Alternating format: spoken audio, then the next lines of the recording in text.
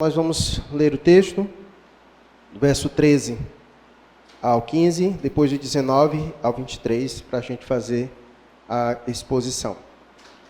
Versículo 13, Mateus capítulo 2, a partir do verso 13.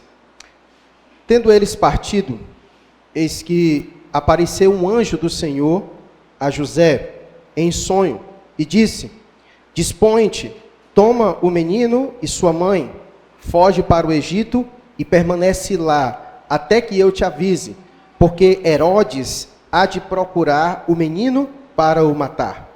E dispondo-se ele, tomou de noite o menino e sua mãe, e partiu para o Egito. E lá ficou até a morte de Herodes, para que se cumprisse o que fora dito pelo Senhor, por intermédio do profeta: do Egito chamei o meu filho. Versículo 19.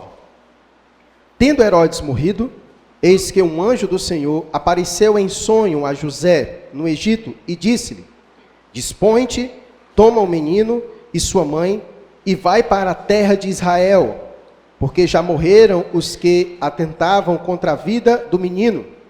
Dispôs-se ele, tomou o menino e sua mãe e regressou para a terra de Israel.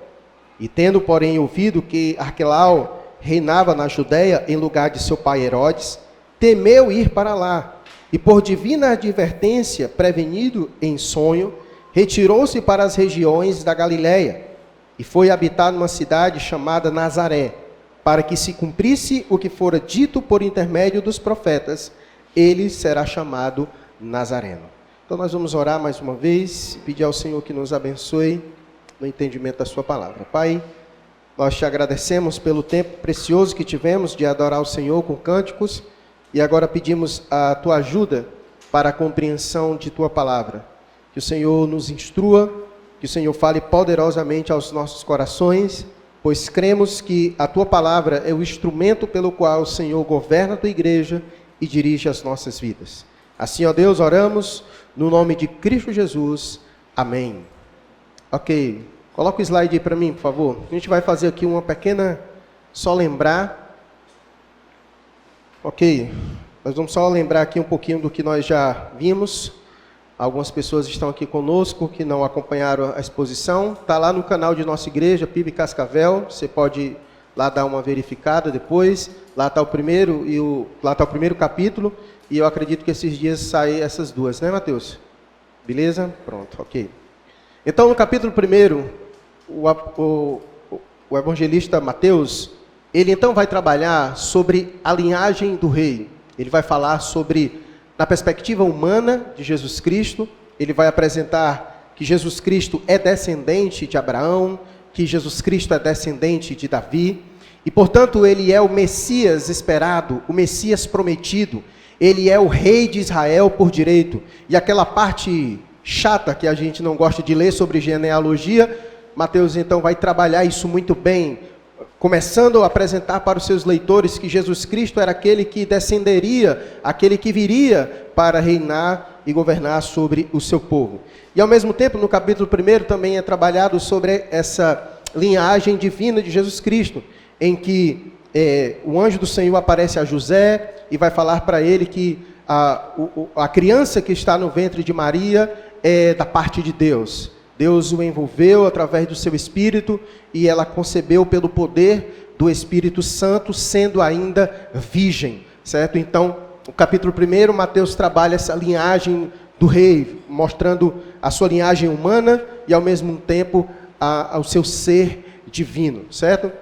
E no capítulo 2, nós vimos no domingo passado essas duas temáticas, a reverência ao rei e a hostilidade ao rei. Nós aprendemos que a reverência, a adoração à pessoa de Jesus Cristo anda acompanhado com a hostilidade. Jesus Cristo veio a esse mundo e ele foi, assim como ele é adorado por muitos, ele também é odiado por muitos. E no Evangelho de Mateus você vai ver isso acontecendo por demais. Pessoas adorando a Jesus Cristo e ao mesmo tempo pessoas o odiando, pessoas o perseguindo. Então, no capítulo 2 nós vimos essa dinâmica. Ele sendo reverenciado pelos 3 magos, não reis magos, lembrando, ele foi reverenciado pelos magos que reconheciam a grandeza de Jesus, que reconheciam a realeza de Jesus e que foram conduzidos por Deus à presença de Cristo e chegando lá, eles então, espera aí, ó. E chegando lá, eles então levaram presentes dignos de um rei, certo? Que nós vimos no domingo passado.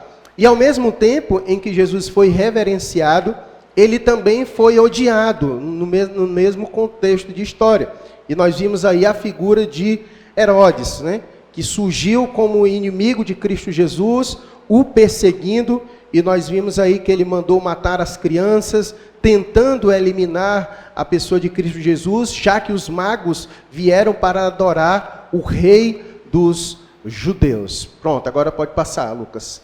E hoje nós vamos falar sobre a soberania de Deus nessa história, e no capítulo 2, nós vamos aprender que em meio a tanta hostilidade, em meio a muitas vezes uma crueldade no mundo e uma aparente ação do maligno para impedir a obra de Deus, nós conseguimos ver nessa história claramente a soberania de Deus, o controle de Deus, Ele direcionando todas as coisas no mínimos detalhes, e nós veremos como isso é tão importante para as nossas vidas, ok? Pode passar, Lucas, por favor. Então, Deus está no controle, é isso que nós vamos aprender nessa história de hoje. Pode passar, Lucas. Versículo 13 começa dizendo assim: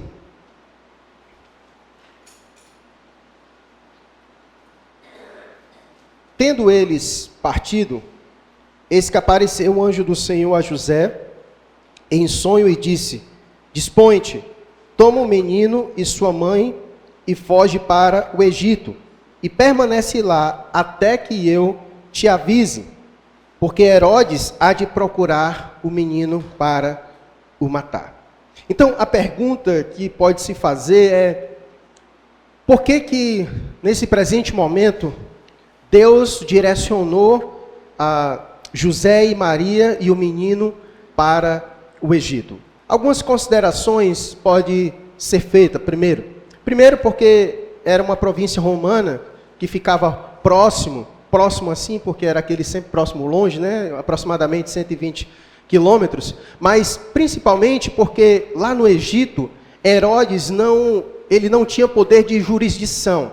Então, já que ele estava perseguindo e tentando matar e eliminar as crianças com o objetivo de matar o menino que nasceu rei dos judeus, então ir para o Egito seria interessante, porque lá Herodes não teria como chegar no Egito e desenvolver jurisdição, chegar lá perseguindo, matando crianças. Então, a sua ida para lá, para o Egito, podemos dizer que foi um direcionamento muito bom da parte de Deus. Mas não seria simplesmente só por causa disso, porque o versículo 15, a última frase do versículo 15, que é essa que está aqui: do Egito chamei meu filho. Então nós podemos dizer que a ida de Jesus Cristo, de José e de Maria para o Egito, antes de tudo, era o cumprimento de uma profecia, porque o final do versículo 15 vai dizer assim: e lá ficou até a morte de Herodes, para que se cumprisse o que fora dito pelo Senhor por intermédio do profeta: do Egito chamei o meu filho. Então não foi simplesmente de direcionar ele para lá porque era um lugar mais tranquilo e lá Herodes não iria conseguir colocar a mão no menino. Mas antes de tudo, Deus direcionou Jesus para o Egito com seu pai e a sua mãe, para que se cumprisse as Escrituras. Mas uma pergunta que se faz também é: que profecia foi essa que foi direcionada e que é dito isso? Do Egito chamei o meu filho. Alguns estudiosos vão tentar fazer nessa história, principalmente no primeiro capítulo e no segundo, mas especialmente no capítulo 2, muitos estudiosos vão tentar fazer um paralelo entre a vida de Jesus e a vida de Moisés. Há algumas semelhanças, e isso é inegável, né? O que aconteceu com a vida de Moisés, lembra quando Moisés nasceu, tentaram matar também o quê? As crianças, aquilo tudo. Então, há certas semelhanças, né? E por isso alguns estudiosos tentaram fazer esse paralelo entre a vida de Jesus e de José. Contudo, essa profecia, ela se enquadra melhor na profecia de Oséias, capítulo 11, versículo de número 1, que diz justamente isso: do Egito chamei o meu filho. E é claro que quando Oséias disse isso, ele não tinha em mente a pessoa de Jesus Cristo. Ali se tratava de Israel. E a melhor concepção para nós entendermos isso é que Jesus é uma espécie de tipo, certo? De que Israel era uma espécie de tipo de Jesus, apontava para algo mais à frente. Então, a permanência de Israel no Egito foi justamente para que se cumprisse essa profecia. Então, talvez Oséias não tivesse muita ideia do que estava para acontecer. E isso a gente consegue ver em alguns momentos das Escrituras. Às vezes ocorre um evento aqui, e quando o autor do Novo Testamento vai falar sobre isso, é como se ele desse uma luz maior sobre aquilo que ocorreu lá atrás, e que a gente, agora ficou mais claro, né? Então, Mateus fez isso. Ele quis trazer uma luz maior sobre o que o Oséias disse, dizendo, olha, aquilo que aconteceu, de fato, Israel ficou lá no Egito, mas tinha uma implicação maior. E Mateus então traz essa luz, dizendo que essa luz maior que tinha sobre o evento de Israel ter ficado no Egito, é porque ia ligar Israel à pessoa de Jesus Cristo. Porque o povo de Deus é chamado também de filhos de Deus. Israel é chamado no Antigo Testamento como filho de Deus. E, portanto, essa tipologia apontando para Jesus Cristo, de que em Israel, Cristo, o Filho de Deus. Então, é cumprido em Oséias essa profecia. Por isso que é dito, do Egito chamei o meu filho. Então, antes de tudo, é importante a gente entender isso, de que não foi meramente porque o Egito era um lugar bom, longe da jurisdição de Herodes, mas antes de tudo, Deus o direcionou para lá, para que fosse cumprida a sua palavra, ok? Até aqui, tudo certo? Deu para entender? Captaram bem? Ok. Passa aí, Lucas, por favor. Ok. Talvez você lê, graças a Deus, esse cão morreu, né? Nós vimos, quem esteve aqui domingo passado, viu a tamanha crueldade e brutalidade de Herodes. Herodes era um homem altamente egoísta, um homem que ficou louco por seu domínio de poder. A sua loucura foi tão grande que Herodes matou uma das suas esposas mais amadas, a Mariana, e matou seus filhos com medo de ter o seu trono usurpado. Ele tinha tanto medo de perder o poder que ele matou sua esposa e matou seus filhos com medo de haver uma conspiração contra ele. Ora, se ele teve coragem de matar sua esposa e seus filhos para não perder o seu trono, então surge magos dizendo que nasceu o rei judeu, ele ficou com medo de perder o seu trono. Vamos logo matar. Quem é? Onde é que esse menino nasceu? Onde foi que ele nasceu? Pois me diz onde foi que ele nasceu para que eu possa ir lá adorá-lo. Mas na verdade ele queria matar. E como os magos não disseram para Herodes onde o menino estava, o texto diz que ele ficou furioso. E ele então mandou matar todas as crianças que estivessem abaixo de 2 anos. Foi um grande massacre. E isso aconteceu, como nós vimos, para que também se cumprisse as Escrituras, quando diz, ouviu-se um clamor em Ramá, pranto, choro e grande lamento, era Raquel chorando por seus filhos, inconsolável, porque não mais existem. E assim aconteceu. Por isso que, nesse presente momento, Deus direcionou José, Maria e Jesus para o Egito, para fugir da ira, da fúria de Herodes, que queria matar o menino, como é descrito no versículo de número 13. Dispõe-te, toma o menino e sua mãe, foge para o Egito e permanece lá até que eu te avise. Por quê? Porque Herodes há de procurar o menino para o matar.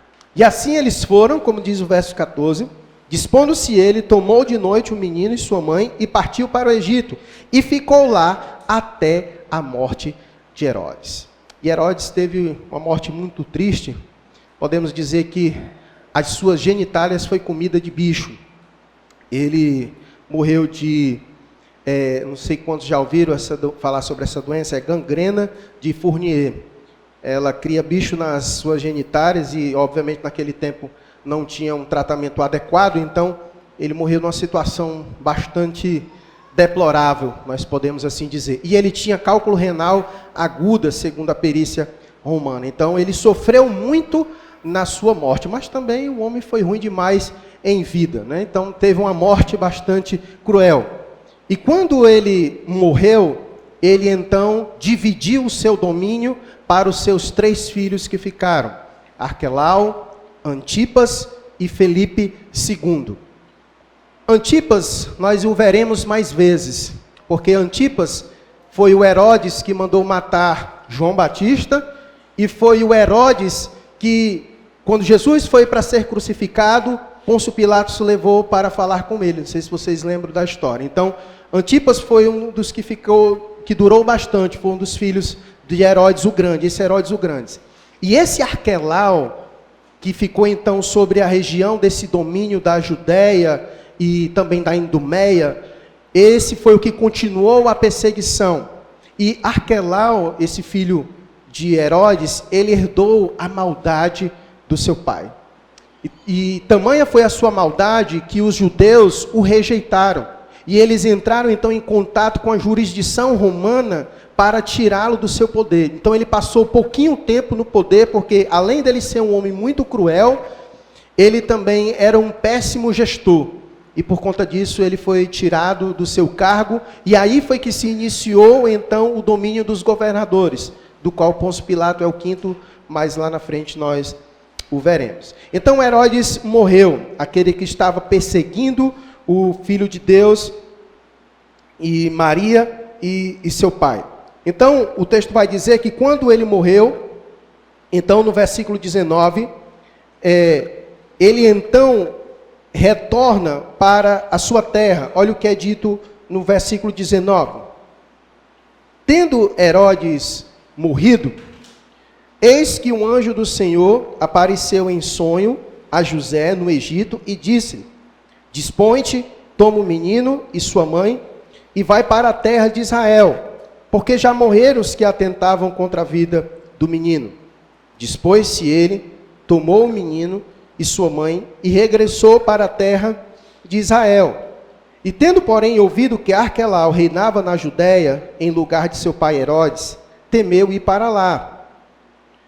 E por divina advertência, prevenido em sonho, retirou-se para as regiões da Galiléia, e foi habitar numa cidade chamada Nazaré, certo? E é daqui que então Jesus recebeu o título de Nazareno, Jesus de Nazaré. E aqui algumas considerações nós também precisaremos fazer, certo? Assim como Deus direcionou eles para o Egito, e não foi simplesmente um lugar que era mais cômodo, um lugar onde Herodes não tinha jurisdição, mas como nós vimos, Deus o direcionou para o Egito porque tinha que cumprir as Escrituras.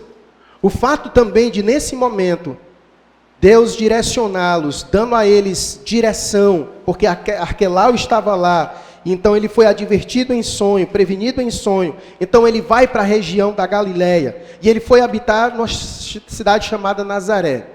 Primeira consideração, o fato de que Lucas, no capítulo 1, vai dizer que tanto Maria quanto José já haviam habitado na cidade de Nazaré. Então era uma cidade conhecida por José e também por Maria, certo? Então lá havia sido o lar deles em determinados momentos de suas vidas. Então era um lugar onde eles conheciam e sabiam que lá seria um lugar adequado para ficar com Jesus. Mas antes de tudo também é importante dizer que eles foram para lá para que se cumprisse, como diz o versículo 23, para que se cumprisse o que fora dito por intermédio dos profetas, ele será chamado Nazareno. A pergunta é, qual foi o profeta que disse isso? Nenhum. Nenhum profeta disse isso. Mas a Bíblia está dizendo, calma, eu vou lhe explicar, certo? A ideia de que Jesus foi para Nazaré e por isso recebeu o nome de Jesus de Nazaré, para que fosse cumprido, a melhor ideia de se entender isso não é que tem nenhuma profecia de forma direta dizendo isso, certo? A cidade de Nazaré era uma cidade que nós podemos dizer que era desprezada, rejeitada. É tipo que nem alguns bairros lá em Fortaleza, o cara diz, mora onde? No Pirambu. Vixi! Tá entendendo? Até acontece, né, essas coisas. Né? Por exemplo, eu moro lá no Parque Irupê. Vixi! Né? Então, há esse certo preconceito. Havia esse certo preconceito com Nazaré. Tanto é que Natanael, no capítulo 1 de João, vai dizer assim para Filipe, e alguma coisa boa sai de Nazaré? Porque Filipe tinha encontrado Jesus e disse, Natanael, vamos lá, eu encontrei Jesus, aquele da qual Moisés falou, a lei falava sobre ele, eu encontrei Jesus de Nazaré. E Natanael, e de lá sai alguma coisa boa? A mentalidade deles já era essa, de que de lá não podia surgir nada de bom, porque era uma cidade rejeitada, era uma cidade desprezada. Então, dizer que Jesus foi para lá para que se cumprisse as Escrituras, é o que Isaías disse no capítulo 49, que ele foi rejeitado e desprezado, de que Jesus foi rejeitado e desprezado, e vários profetas vai dizer isso acerca dele, de que ele foi rejeitado e desprezado. Então, o título que ele recebe de Jesus de Nazaré é um adjetivo justamente assim, depreciativo, certo? Tanto é que os cristãos no primeiro século também foram em alguns momentos chamados dos nazarenos, nesse título um adjetivo assim, muito negativo, né? Desprezados, por causa da conotação da cidade de Nazaré. Então, os profetas não tinham uma profecia específica sobre isso, mas os profetas disseram que ele seria rejeitado e desprezado, e não havia lugar melhor para ele então ter estado do que Nazaré, porque quem era de lá era rejeitado e era desprezado. Por isso que o texto diz, e ele será chamado Nazareno, como foi dito pelos profetas, certo? Deu para compreender aí? Ok? Dadas essas informações aqui por cima, para os irmãos, só para você olhar para o texto e ficar mais rico de conhecer um pouco melhor, mas o ponto central do sermão é falar sobre essa soberania de Deus e o Deus que está no controle de todas as coisas. Já vimos isso aqui, ele já conduzindo, certo? Mas nós veremos agora de forma mais detalhada, certo? Passa aí, Lucas, por favor. Deus é soberano e cuida dos seus filhos. Isso aqui fica muito claro nessa história e é lindo de se ver, certo? Vejamos aqui o primeiro ponto. Passa aí, Lucas. Ele fala conosco. Veja o versículo 13 aqui comigo mais uma vez.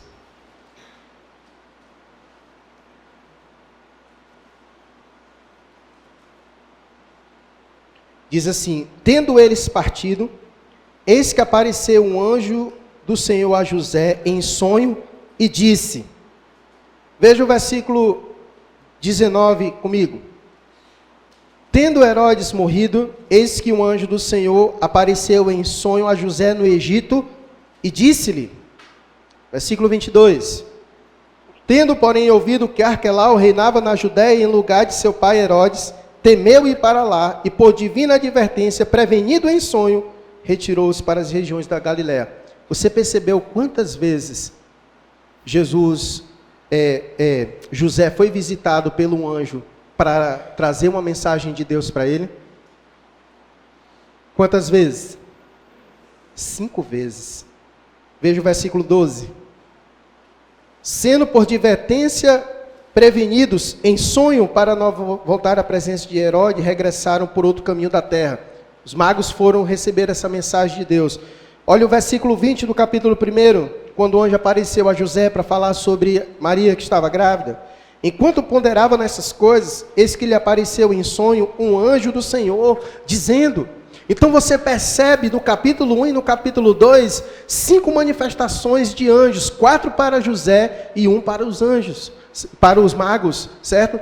falando, trazendo mensagem de Deus, advertindo, orientando. E aqui uma coisa fica clara, de que Deus estava falando com eles. Então, isso aqui é muito bonito de se ver e é interessante. E nos traz essa lição de que Deus é soberano e cuida dos seus filhos. E uma das maneiras que Ele cuida de nós é falando conosco. E aqui eu quero fazer algumas considerações para que a gente possa continuar nessa linha de raciocínio, certo? Nesses 5 momentos em que Deus enviou um anjo para falar com o seu povo, nós precisamos entender a dinâmica da maneira de Deus falar com o seu povo. Ao longo da história de Deus, nós chamamos isso de dispensações, certo? Em cada momento da história, Deus foi se revelando ao seu povo de forma progressiva, e Ele foi fazendo isso usando algumas formas. Quando você lê o relato de Gênesis, antes da queda, você vê que o próprio Deus falava com Adão de forma muito pessoal. O texto diz que Adão ouvia os passos de Deus, era uma relação muito íntima, muito próxima. O Antigo Testamento é marcado pela figura dos profetas, homens que Deus levantou para falar ao seu povo, e Deus falava com aqueles homens, e aqueles homens falavam ao seu povo, e sempre dizia, assim diz o Senhor. Eles traziam a mensagem de Deus para o seu povo. E assim Deus foi encontrando formas e maneiras de falar com o seu povo, com os seus filhos. E quando chega em Jesus, ele fala, o autor de Hebreus vai dizer que Deus fala de diversas maneiras, e que agora nos fala por meio de Jesus Cristo. A pergunta é, Deus ainda fala conosco? Mas de que maneira Deus fala conosco? Será que ainda é da mesma forma que Ele falava com Adão? Será que é ainda da mesma forma com que Ele falava no passado, no Antigo Testamento? É aqui onde nós precisamos entender. Nós precisamos entender que no presente momento, Deus não fala mais como Ele falava outrora. Deus agora fala conosco por meio de Sua palavra. Nós temos agora a revelação de Deus. Tudo quanto Deus queria que conhecêssemos de Sua vontade, Ele nos deu a conhecer na Sua palavra. Então a palavra de Deus hoje é o instrumento pelo qual Deus fala conosco. Como disse João Calvino, é o instrumento pelo qual Deus governa a sua igreja e também dirige as nossas vidas. O salmista vai dizer que lâmpada para os nossos pés e luz para o nosso caminho é a sua palavra. Paulo, falando a Timóteo, ele vai dizer que essa palavra é útil para o ensino, para a correção, para a repreensão, para diversas coisas. A palavra de Deus é o instrumento que Deus fala conosco para nos orientar. Então, quando nós queremos saber se algo é da vontade de Deus, nós devemos ir para onde? Para as Escrituras. Porque é o instrumento pelo qual Deus fala conosco. Pastor, mas será que Deus ainda pode falar conosco por sonhos? Eu acredito que sim. Eu acredito que Deus pode falar conosco por sonhos. Contudo, uma coisa é certa. Deus jamais vai falar alguma coisa em sonho para você que seja contraditório, que venha a contradizer o que está escrito em sua palavra. Portanto, é muito importante você verificar primeiro as Escrituras. Por exemplo, eu tive um sonho em que eu brigava com a minha esposa e me separava dela. É Deus dizendo para me separar da minha esposa. O que a Bíblia diz? Ele aprova o divórcio e a separação? Então que sonho é esse? Rapaz, eu tive um sonho que eu pegava aquela menina no meu trabalho. Será que é de Deus? O que diz na palavra de Deus? Então, você precisa ter cuidado, porque o sonho, ele é perigoso. Muitas vezes o sonho pode ser produto do nosso subconsciente, pode ser produto da nossa consciência adormecida. Então, muitas coisas podem produzir os nossos sonhos. Inclusive, enquanto dormimos, nós podemos ser setados, não é não, Mateus? Podemos? Quantos sonhos malucos você já não teve? Quantos pesadelos? Quantas coisas horríveis que você acorda, meu Deus, como foi que eu sonhei isso? E você vai a Deus em oração. Inclusive, essa madrugada, minha esposa não está aqui, eu durmo tarde, 1h30 da manhã, meu celular tocou, eu corri porque eu pensava que era alguma coisa. Cheguei lá, minha esposa estava quase chorando porque tinha tido um pesadelo horrível. E ela me chamou à oração. Então nós fomos orar. Nós fomos orar. Então, por isso que precisamos ter cuidado. Deus pode falar conosco pelo sonho? Pode. Mas o seu sonho precisa estar confirmado aqui. Certo? É a forma com que nós evitamos ser enganados. É por isso que você não pode dar ouvidos a certas pessoas por aí que diz que sonhou e Deus trouxe revelação acerca da sua vida para ela. Se aqui não estiver escrito, lance fora. Porque a forma de nós sondarmos as coisas de Deus está aqui. Até mesmo os profetas no Novo Testamento, quando eles traziam alguma profecia, as suas profecias passavam pelo jugo da palavra de Deus. Elas eram medidas na proporção da fé. Então os profetas traziam alguma coisa e havia um grupo que fazia o que? Uma sondagem, segundo as escrituras, acerca daquilo que os profetas estavam dizendo, para saber se vinha da parte de Deus ou se não vinha da parte de Deus. Então esse cuidado é extremamente importante, certo? Porque caso contrário nós seremos levados por essas coisas. E quantas heresias não surgiram através de revelação de anjo? Muitas seitas surgiram justamente da ideia de que alguém recebeu uma revelação de anjos. E Paulo vai dizer que ainda que venha um anjo do céu que traga outra coisa diferente dessa aqui do que já está escrito, seja considerado o quê? Maldito. Paulo diz isso em Gálatas. Então precisamos ter bastante cuidado sobre todas essas coisas. O princípio aqui é que Deus fala conosco. Deus fala conosco, certo? E aqui nesse contexto ainda, era um contexto em que os anjos apareceram muito como servos do Senhor para servir a sua igreja, certo? Então era um momento, de fato, onde a manifestação sobrenatural da parte de Deus era bastante visível, certo? Afinal, o Deus encarnado estava aqui na terra, não era qualquer coisa que estava acontecendo. O mundo presenciou um dos marcos mais importantes e maiores, que foi a presença do próprio Deus, o Emanuel, Deus conosco. Então, houve um rebuliço assim, muito grande, sobrenatural no mundo, certo? Então, e você vê aqui, em curto prazo de tempo, você vê aqui várias manifestações de anjo, né? Aparecendo e trazendo informações da parte de Deus para José e os magos, certo? Então, esse princípio nós não podemos perder. Deus fala conosco, certo? Então, nesse primeiro capítulo e no segundo, nós vemos isso acontecer.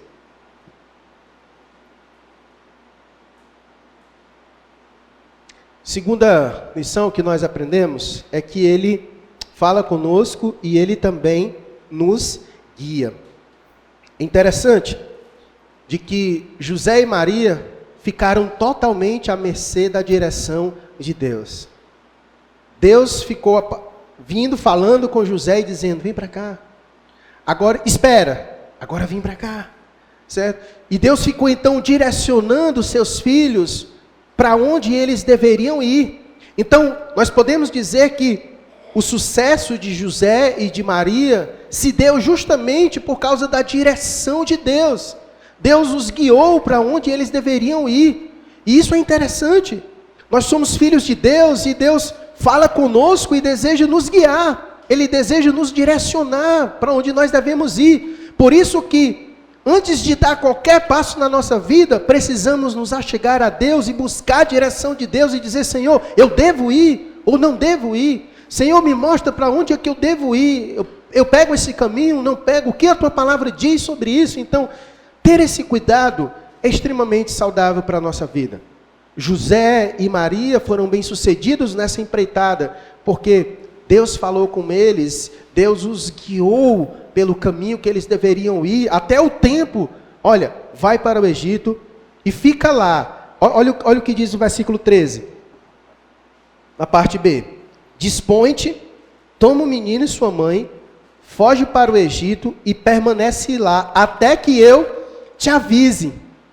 Olha, tu vai, fica lá, espera, certo? Ixi, será? Calma, espera. Pronto, agora ele morreu, vem, sai daí.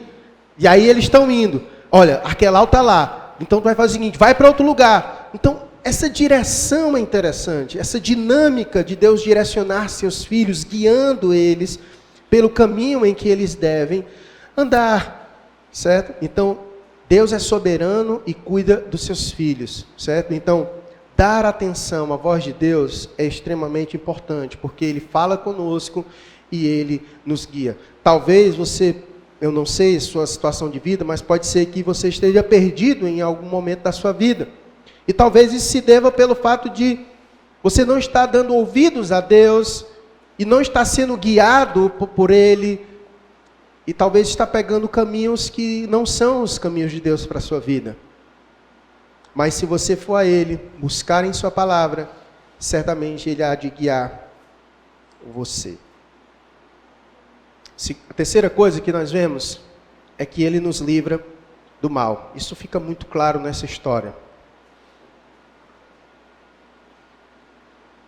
Herodes queria matar a criança. A pergunta é, José deixaria e Maria? Muito provavelmente eles, e o que iria acontecer com eles também? Iriam morrer. Imagine alguém querendo matar seu filho. Você vai deixar? Você vai morrer também, porque você não vai deixar. Então, muito provavelmente, José e Maria também iriam morrer, se ele encontrasse. Então, perceba o cuidado de Deus. Deus é soberano e cuida dos seus filhos. E esse cuidado de Deus sobre as nossas vidas é mostrado assim, em que Ele nos livra do mal. O Senhor nos livra do mal. E isso nós precisamos perceber. Mesmo quando não percebemos, uma coisa é certa. Muitas vezes Deus nos livra, ainda que de situações que sejam no oculto, aquelas que nós não vemos. Mas Deus, em sua soberania, cuida de nós, certo? Às vezes, quando chegamos em casa e a gente, obrigado Deus, porque nada aconteceu. Você não viu, mas talvez muitas coisas Deus possa ter livrado você do caminho que você nem percebeu e nem viu. Mas Deus estava lá com sua mão, colocando, certo? Protegendo, livrando do mal. Afinal, nós vivemos num mundo jaz do maligno, certo? Que tem demônios espalhados em todo o mundo, com o objetivo de fazer mal, e principalmente os filhos de Deus. Então nós vemos nessa história o cuidado de Deus, livrando José, Maria e seu filho da mão irada, furiosa de Herodes. Livrando, guardando, certo? E esse é o nosso Deus, que cuida de nós, que cuida dos seus filhos e que nos livra do mal. E coisa boa é saber que servimos a um Deus que é soberano sobre todas as coisas, e que ainda o homem mais poderoso do mundo, que tenha poder para causar mal a nós, mas se Deus colocar a mão, Deus cuidará de nós. Deus cuidará de nós. Isso nos traz conforto, em saber que o homem mais poderoso do mundo, ainda que ele intente fazer mal contra nós, mas se Deus colocar a sua mão, Ele nos livrará de todo mal. Ele nos livrará de todo mal, ok? Então, fica aí essas 3 lições maravilhosas. Deus é soberano e cuida dos seus filhos. Como? Ele fala conosco, Ele nos guia, Ele nos livra do mal. Nós vimos isso aqui nessa história de forma maravilhosa, ok? Passa aí, Lucas. Um ponto interessante que precisa ser destacado também é a postura de José e de Maria diante de tudo quanto Deus disse para eles. José e Maria foram obedientes a Deus em tudo, e por isso foram prósperos. Porque às vezes Deus fala conosco, mas nós somos teimosos. Somos muitas vezes que nem os nossos filhos, em que a gente diz, vem para cá, e ele vira as costas e sai, e ainda sai mangando na sua cara. Muitas vezes nós agimos assim, Deus fala conosco, Deus está falando conosco, querendo nos guiar, querendo nos direcionar, mas às vezes nós tapamos os nossos ouvidos e não damos atenção. E no final, quando a gente quebra a cara, quando a gente pega um caminho ruim, a gente ainda volta e diz, Senhor, o Senhor não me ajudou, mas como? Se Deus falou com você, Deus disse para você, Deus direcionou você, mas você fez ouvido de mercador, fechou o coração, não acolheu a palavra com mansidão, não procurou conselhos em Deus, simplesmente, eu vou pegar esse caminho, e nem procurou saber da vontade de Deus, e simplesmente foi. Muitas vezes até a gente já decide estar no caminho e ora só mesmo por desencargo de consciência, né? Que a gente já decidiu, já pegou o caminho, já está lá e a gente orou só para dizer que orou, né? E no final ainda disse, mas eu não estou entendendo, eu orei, mas como? Se você orou, já decidiu, já pegou o caminho, já estava lá, orou só para comunicar. Deus, eu estou lá, viu já, tchau. É que nem aqueles filhos, né? Que é meio rebelde, que liga para o pai, nem... Eu estou aqui, viu? Não, tá certo, você já está aí, tudo bem. Então é mais ou menos assim, certo? José e Maria foram obedientes em tudo. Deus foi direcionando eles e eles nessa submissão. Deus, olha, vem para cá, espera. Agora vem para cá, para. Essa submissão de ouvir atentamente o que Deus disse, de seguir os conselhos de Deus, de pegar o caminho que Deus disse, esse é o caminho para a nossa prosperidade. Quer ser próspero? Ouça o que Deus tem para lhe dizer. Atente para o que Deus tem lhe dizer. Pegue os caminhos que Deus tem dito a você. Acolha com mansidão a palavra de Deus. Crie o hábito de buscar saber em Deus sobre a vontade dEle para a sua vida. Tenho certeza que se você fizer isso, você será próspero em seu caminho. Será próspero em seu caminho. Lembra o que foi que Deus disse para José, diante do desafio? Olha, procura fazer tudo quanto está, para Josué, procura fazer tudo quanto está escrito aqui na palavra, nem se desvia nem para a direita e nem para a esquerda. Olha, quer ser próspero? Observa. Busca cumprir tudo quanto está escrito nessa palavra. Você será bem sucedido no seu caminho. Esse foi o segredo para Josué. Esse foi o segredo para Josué. Ele buscou fazer tudo quanto estava escrito na lei de Deus. Pegou o caminho direitinho. E foi bem sucedido. Esse é o caminho para nós. Então, Deus fala conosco. Deus fala conosco. Não adianta você ficar, Senhor, fala comigo, se você não abrir as Escrituras, para que Deus fale com você. Você precisa ter o hábito de abrir as Escrituras, ler diariamente, para que diariamente Deus fale ao teu coração. Para que Deus diariamente fale ao teu coração. É dessa forma com que Ele vai conduzir você. Está com dúvida? Procura alguém que pode te orientar segundo a palavra de Deus. Alguém que pode te instruir segundo a palavra de Deus.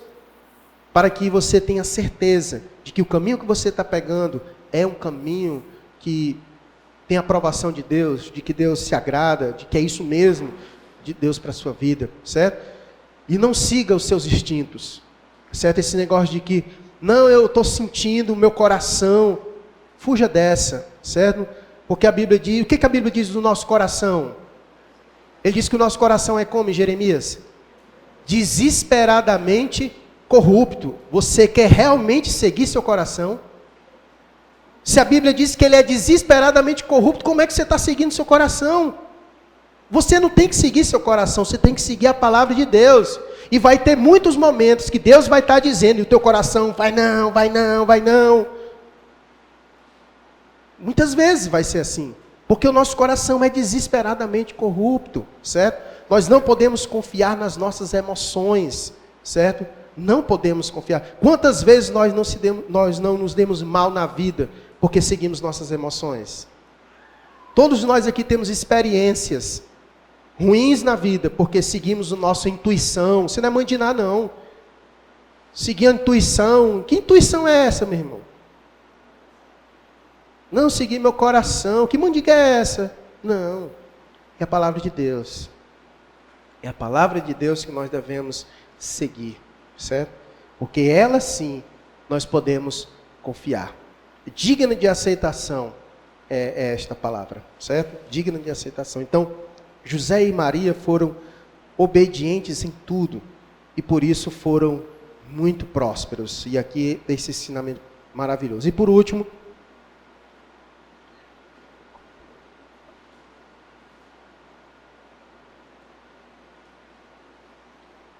Deus chama a José a responsabilidade de cuidar de sua família. É interessante, Mateus apresenta. Você não vê em nenhum momento o anjo aparecendo para Maria. Você vê o anjo aparecendo somente para quem? José. A situação era de perigo. Quem deveria proteger quem? José deveria proteger a sua família. E por isso Deus chama José à responsabilidade. O anjo vai para ele, falar com ele, porque era a responsabilidade de José proteger Maria e o menino Jesus. Porque ele era homem, porque esse é o dever do homem, esse é o chamado do homem para proteger a sua família. Lembra quando Eva come do fruto? Quem foi que Deus chamou para prestar contas? Adão. Deus chamou Adão para prestar contas, porque era dever dele proteger a sua mulher. E naquele momento ele não a protegeu, e a serpente a enganou. E por isso a responsabilidade foi para ele. Deus o chamou à responsabilidade, porque era a responsabilidade dele proteger a sua família. E aqui eu penso, meus irmãos, e aqui vai algumas considerações. Nós precisamos cuidar melhor da nossa casa e da nossa família, porque essa incumbência é nossa. Deus nos chamou para essa responsabilidade. Deus nos fez homens para protegermos as nossas esposas e os nossos filhos. É nosso dever fazer isso. Mas eu penso que hoje nós temos deixado a nossa família em muito desprotegida. Eu lembro da história de Davi em um momento em que ele fez isso. Em 1 Samuel capítulo 30, em que ele foi à guerra e deixou a sua esposa e os seus filhos em sua cidade, em Ziclague, e os amalequitas invadiram a sua cidade, levaram a sua esposa e levaram seus filhos. Porque quando eles chegaram na cidade de Davi, não havia homens para proteger a cidade.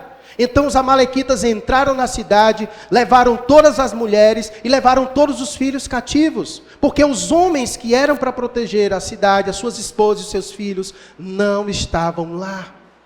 Então eu penso que muitas vezes nós estamos por aí, lutando outras guerras e deixando nossas famílias desprotegidas. Aquelas imagens parece que já não é mais presente nos nossos dias. Eu particularmente acho muito bonito. Eu gosto de assistir filmes de época e eu sempre acho muito bacana aqueles cavaleiros que vão à guerra e vão à guerra pelo seu país e vão à guerra pelas suas famílias e protegem suas esposas, seus filhos. Já não vemos mais aquele espírito patriota em que o homem vai à guerra por amor ao seu país, por amor à sua esposa, por amor aos seus filhos. Isso falta em nós, um senso de masculinidade, de homens que foram levantados para proteger as suas esposas e para proteger os seus filhos. É bem verdade que a Revolução Industrial trouxe muitos benefícios para o mundo, mas também ela foi muito prejudicial em muitos aspectos. E um dos aspectos foi esse, foi tirar o homem do recinto de sua casa e os conduzir às fábricas e permitirem com que suas esposas e seus filhos ficassem desprotegidos. E muitas vezes o homem fica distante da sua esposa e distante dos seus filhos, e quando chega em casa, muitas vezes está cansado e não cuida das suas esposas, não cuida dos seus filhos, e é por isso que nós temos visto uma sociedade assim, que cada vez mais vai entrando em degradação, porque o homem já não ocupa mais o seu papel que deveria ocupar, de proteger e de cuidar da sua família. Nós precisamos exercer o papel que Deus nos chamou para exercer. Nós vivemos em um momento de, é verdade, revolução feminina, isso é verdade. E muitas vezes, nessas circunstâncias, nessas situações, os homens são os primeiros a bradarem. As mulheres precisam ser submissas, é verdade, mas seja líder, lidere as suas esposas.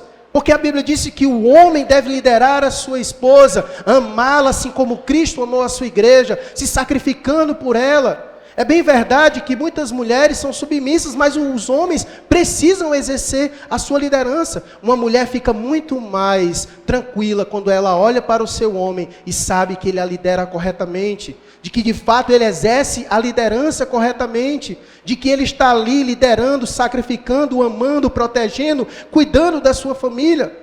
Ela fica mais em paz quando tudo isso acontece. Mas infelizmente, meus irmãos, a sociedade que nós vivemos tem tirado isso de nós aos poucos e nós nem temos percebido. A sociedade que nós vivemos, ela tem tirado de nós aquilo que Deus nos deu, essa capacidade de proteger as nossas famílias e de proteger os nossos filhos. Nós temos perdido os nossos filhos para a pornografia, temos perdido os nossos filhos para a prostituição, temos perdido os nossos filhos para as drogas, temos perdido os nossos filhos porque já não protegemos mais os nossos filhos. Não vivemos mais em guerras de espadas, vivemos em guerras ideológicas. Perdemos nossas esposas para o feminismo, perdemos os nossos filhos para o homossexualismo. É uma guerra ideológica em que nós agora precisamos lutar para proteger a nossa casa de outra maneira. E se nós não atentarmos para isso, nossa família será destruída e a responsabilidade é nossa. No final, Deus vai chamar Adão, não Eva, para prestar contas. E por isso nós precisamos cuidar, meus irmãos, da nossa casa. Não caia na tolice de achar que sua responsabilidade é botar comida dentro de casa. Não caia na tolice de achar que sua responsabilidade é trabalhar e botar sustento dentro de casa. É essa também, mas não é só essa. Existem inúmeras outras responsabilidades que Deus tem expectativa para conosco. E Deus tem nos chamado a essa responsabilidade. Então que a gente abrace isso. Quando eu olho para essa história, eu vejo isso.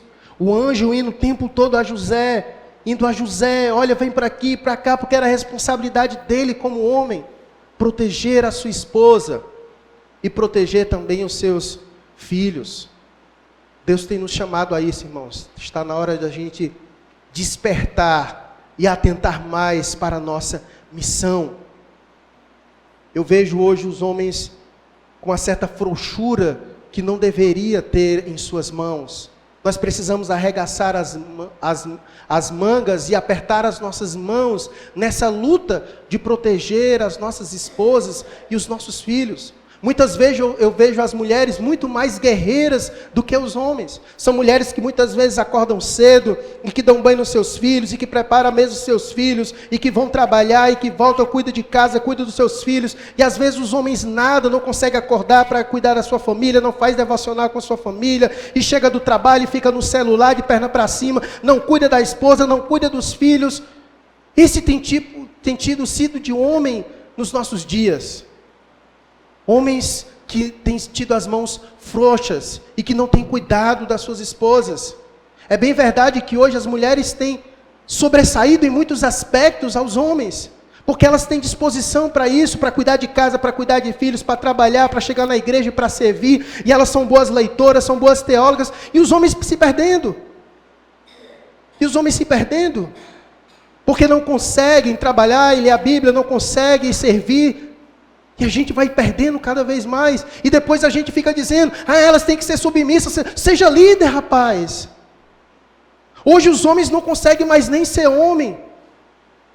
Hoje o homem não se garante mais nem para dar filhos à sua mulher. Porque tiraram isso de nós. Na cultura antiga, o homem que não tinha filhos era desprezado. Tiraram isso de nós. Não, eu tenho medinho de ter filho, porque eu acho que eu não consigo. Seja homem, rapaz. Seja homem. Você não consegue cuidar de um filho? Que tipo de homem é você? Não consegue dar um filho para sua esposa? Os homens de antigamente tinham 10, 15, 20 filhos. Mas meu avô não cuidou muito deles. Não tire as más pessoas como regra geral. Porque no passado também houve muito bons homens que criaram 15, 20 filhos e muito bem. Tire eles como exemplo. Então, o homem que não consegue dar um filho para sua mulher, meu irmão, pelo amor de Deus.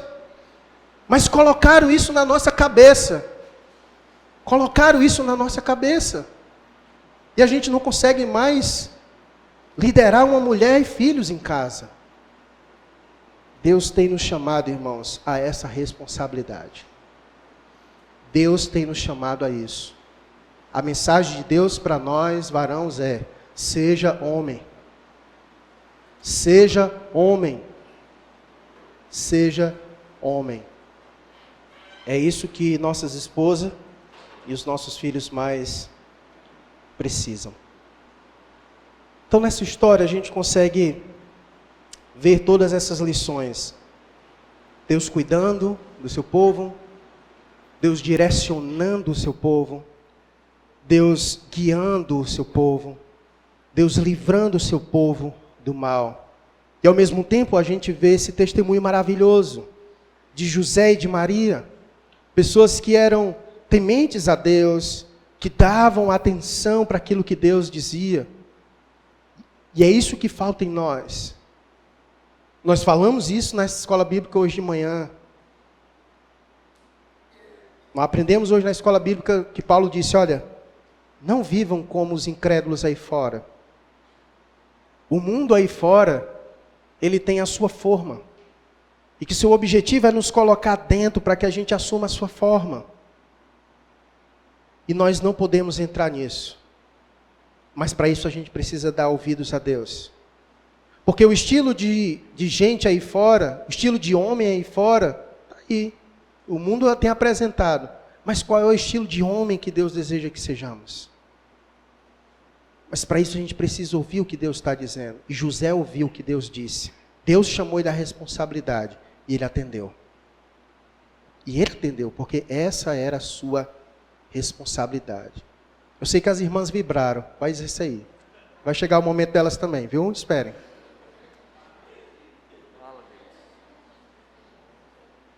Vamos orar por isso, pelas nossas vidas. Busque direção a Deus.